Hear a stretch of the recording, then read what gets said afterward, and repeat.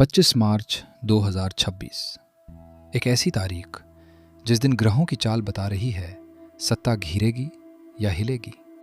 शनि अस्त, राहु मंगल आमने सामने और जनता सड़कों पर। क्या सरकार घिरने वाली है या इतिहास बदलने वाला है? 25 मार्च 2026 क्या यह दिन सत्ता के लिए निर्णायक साबित होगा?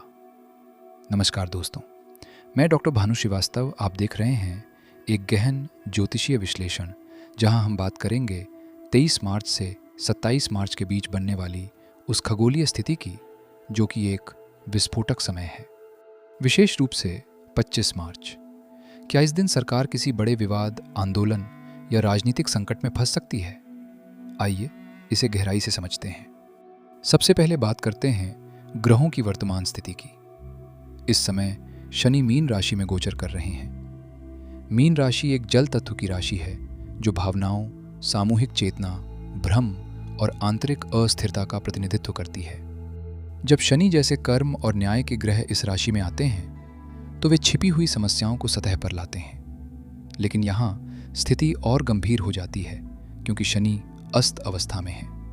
शनि का अस्त होना क्या संकेत देता है? जब कोई ग्रह अस्त होता है तो उसकी शक्ति प्रत्यक्ष रूप से कार्य नहीं कर पाती। इसका अर्थ है कि प्रशासनिक नियंत्रण, अनुशासन और व्यवस्था जो शनि दर्शाते हैं कमजोर हैं। अर्थात सरकार के निर्णयों में अस्पष्टता, देरी या विरोध की संभावना बढ़ जाती है। अब बात करते हैं सूर्य की। सूर्य भी मीन राशि में स्थित हैं और शनि के साथ युति बना रहे हैं। सूर्य सत्ता, नेतृत्व और सरकार का कारक ग्रह है। जब सूर्य शनि के साथ मीन राशि में आता है तो यह सत्ता और जनता के बीच टकराव का संकेत देता है। इसे अथॉरिटी वर्सेस रेजिस्टेंस का योग भी कहा जा सकता है। यहाँ एक महत्वपूर्ण बिंदु है। सूर्य और शनि की युति अक्सर संघर्ष, विरोध और दबाव की स्थिति बनाती है। यह योग कई बार सत्ता को कटघरे में खड़ा कर देता है। अब आते हैं सबसे महत्वपूर्ण संयोजन पर, राहु और मंगल। राहु और मंगल दोनों कुंभ राशि में स्थित हैं, जो कि 10वें भाव का प्रतिनिधित्व कर रही है, सामान्य रूप से देश की कुंडली के संदर्भ में। 10वां भाव सत्ता, सरकार, प्रतिष्ठा और सार्वजनिक छवि से जुड़ा होता है। मंगल ऊर्जा, आक्रोश और संघर्ष का ग्रह। राहु भ्रम, अचानक घटनाएं और जन आंदोलन का कारक। जब ये दोनों एक साथ आते हैं तो यह अचानक उग्र घटनाओं का संकेत देता है। इसे ज्योतिष में कई बार अंगारक योग जैसी स्थिति से भी जोड़ा जाता है, जो विस्फोटक परिस्थितियां उत्पन्न कर सकता है। इसका सीधा अर्थ है अचानक विरोध प्रदर्शन, आक्रामक आंदोलन, प्रशासन पर दबाव या कोई बड़ा राजनीतिक विवाद। अब बात करते हैं केतु की। केतु सिंह राशि में चौथे हाउस में स्थित है। चौथे हाउस जनता, भूमि, आंतरिक शांति और देश की स्थिरता को दर्शाता है। केतु यहाँ अलगाव और असंतोष पैदा करता है। जनता के भीतर असुरक्षा, असंतोष या अलगाव की भावना बढ़ सकती है। अब इन सभी ग्रहों को एक साथ जोड़कर देखें। शनि अस्त, प्रशासनिक कमजोरी। सूर्य शनि युति, सत्ता पर दबाव। राहु मंगल, उग्र घटनाएं। केतु चौथे भाव में, जनता में असंतोष। और यह सब 23 मार्च से 27 मार्च के बीच सक्रिय है। अब सबसे महत्वपूर्ण सवाल, 25 मार्च क्यों विशेष है?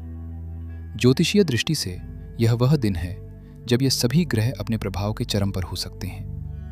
ऊर्जा का संकेंद्रण, एनर्जी कॉन्सेंट्रेशन, इस दिन अधिकतम हो सकता है। इसे आप ऐसे समझिए जैसे कई विस्फोटक तत्व एक ही समय पर सक्रिय हो जाएं।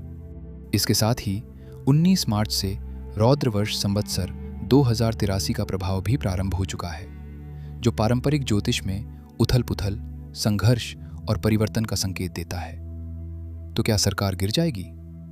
यहां स्पष्ट करना जरूरी है, ज्योतिष संभावनाएं बताता है, निश्चित परिणाम नहीं। लेकिन इन ग्रह स्थितियों से जो संकेत मिलते हैं वे यह दर्शाते हैं कि सरकार किसी बड़े विवाद, विरोध या आंदोलन में फंस सकती है। सार्वजनिक दबाव बढ़ सकता है। सत्ता को चुनौती देने वाली घटनाएं सामने आ सकती हैं।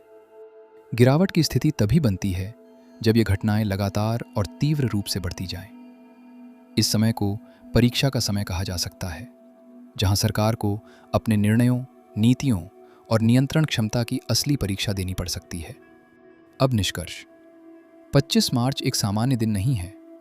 यह एक उच्च ऊर्जा, संवेदनशील और संभावित रूप से उथल-पुथल भरा दिन हो सकता है। लेकिन यह भी याद रखें, हर संकट परिवर्तन का संकेत होता है और हर ज्योतिषीय योग का परिणाम हमारे कर्म, निर्णय और परिस्थितियों पर भी निर्भर करता है। अगर आपको यह विश्लेषण गहरा और उपयोगी लगा हो तो वीडियो को लाइक करें, शेयर करें और चैनल को सब्सक्राइब ज़रूर करें, क्योंकि हम ऐसे ही गहरे और सटीक ज्योतिषीय विश्लेषण आपके लिए लाते रहेंगे। धन्यवाद। ओम नमो नारायण।